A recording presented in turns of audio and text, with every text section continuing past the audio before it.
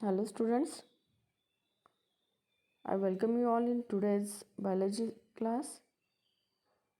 In this class we are going to start new lesson number 16, heredity and variation from 9th SSC.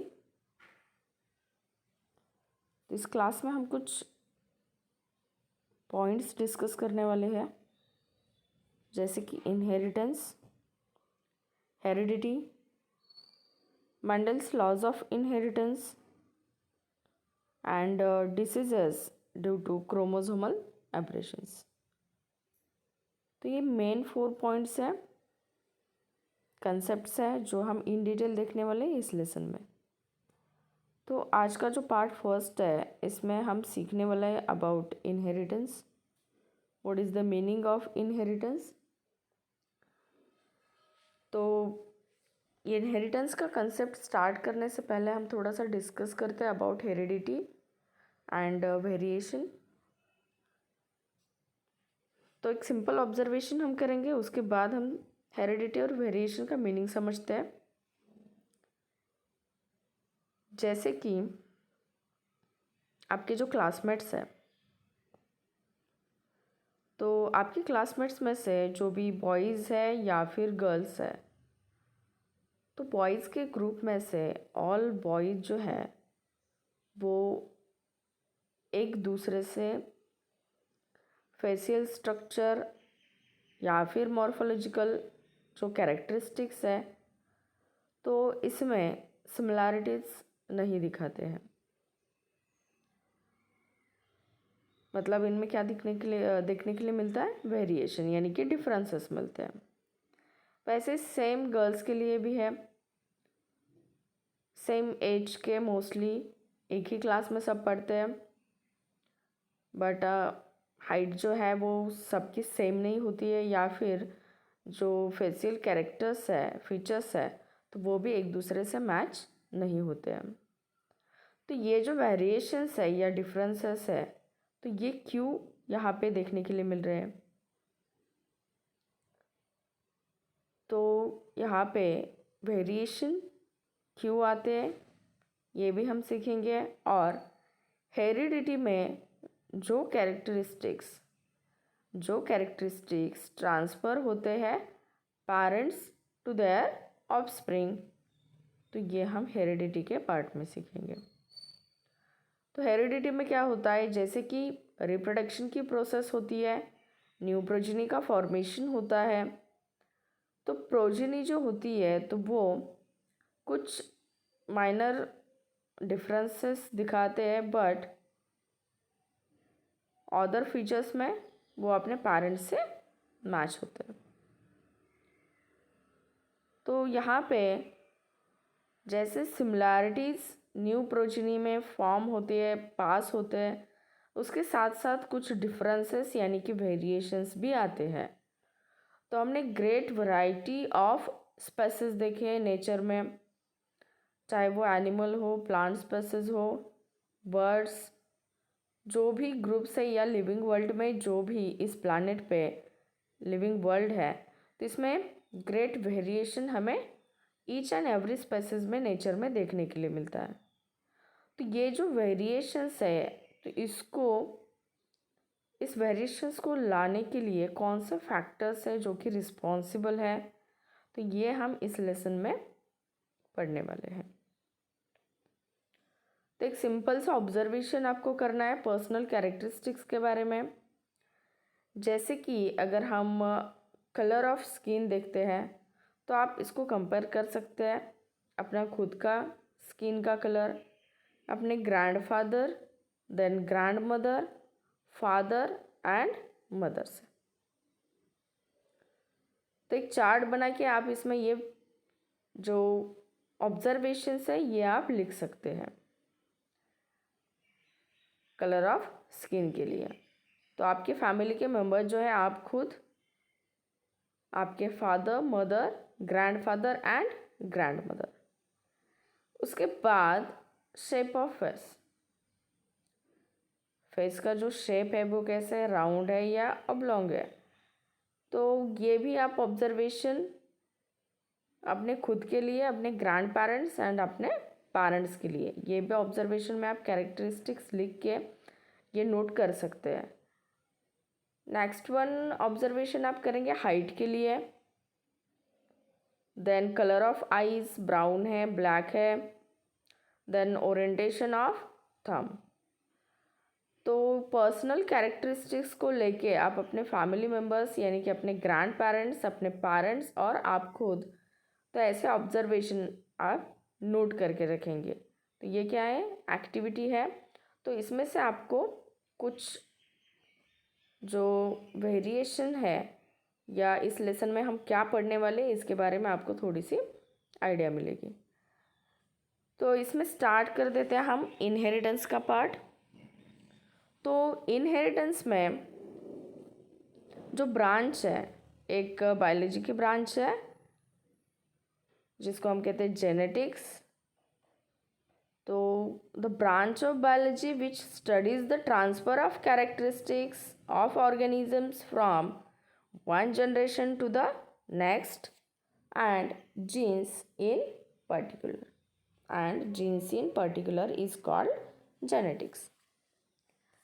तो genetics जो है ये एक branch है biology की जहाँ पे ये जो कैरेक्टरिस्टिक जो है ये वन जनरेशन से लेकर नेक्स्ट जनरेशन में जो ट्रांसफ़र होते हैं या ट्रांसफ़र किए जाते हैं, तो उसके बारे में स्टडी करने के लिए ये ब्रांच दी गई है। ये ब्रांच उसकी स्टडी करती है। तो इसका मतलब क्या है, जो हेरिडिटी है, heredity means the transfer of characteristics from parents to their offspring और प्रोजेनी।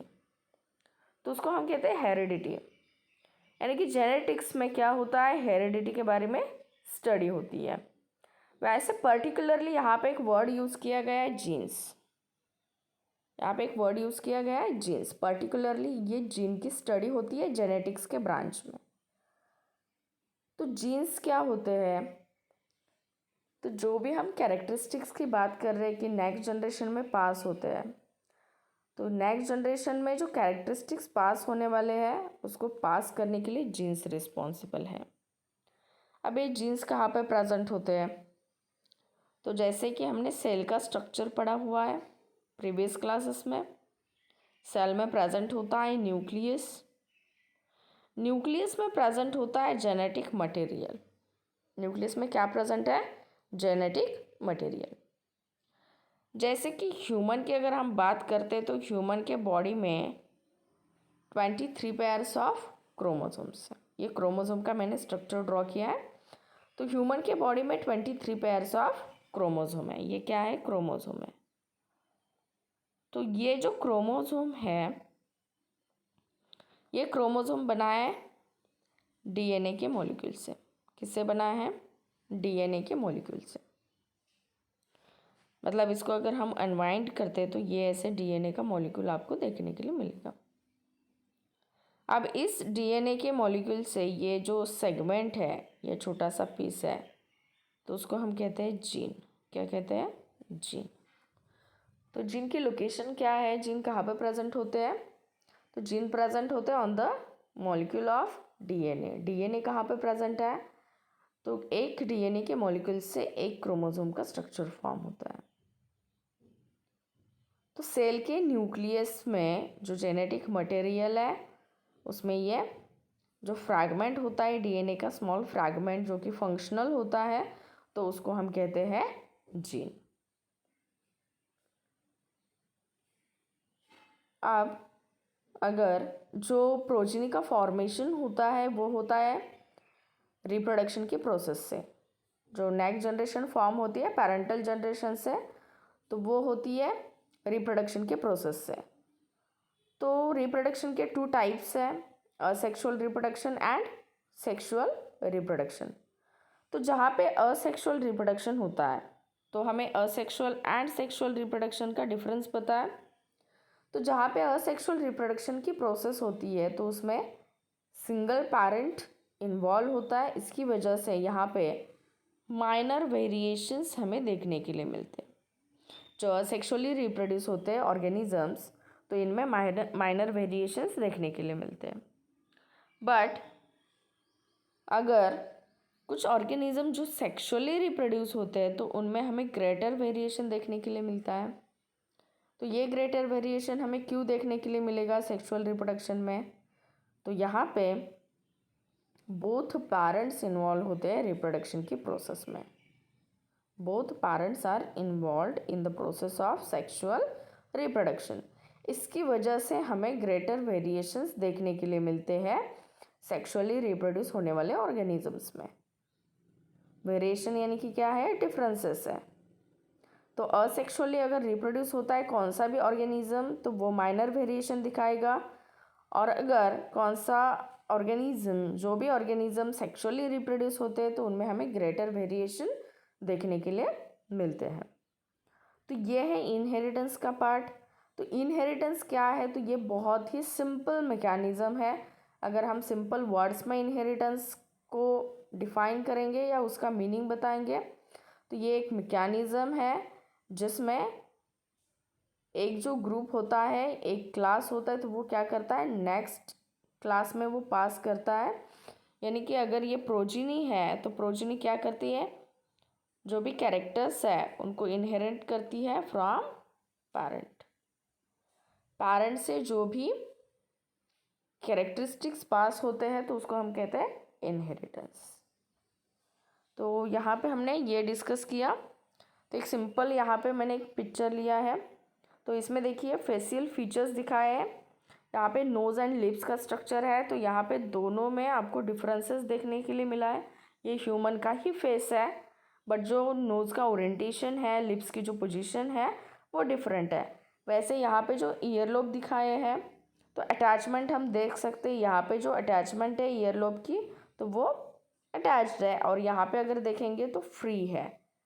यहाँ पे हेयरलाइन में देखिए इसको हम विडोज पिक कहते हैं विडोज पिक। यहाँ पे विडोज पिक का फॉर्मेशन नहीं है, बट यहाँ पे विडोज पिक का फॉर्मेशन हुआ है। तो ऐसे फेशियल फीचर्स भी है जिसको हम स्टडी करके वेरिएशंस को देख सकते हैं, ऑब्जर्व कर सकते हैं। तो नेक्स्ट क्लास में हम नेक्स्ट पार्ट सीखेंगे जो कि है हेरिडिटी का।